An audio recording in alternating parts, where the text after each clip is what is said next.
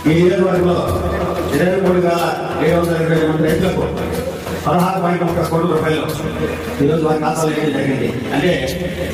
చంద్రబాబు నాయుడు గారి ప్రభుత్వం చేసిన తర్వాత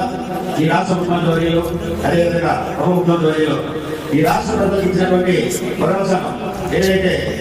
వారికి హామీ ఇచ్చారో ఆ హామీలో భాగంగా ఈరోజు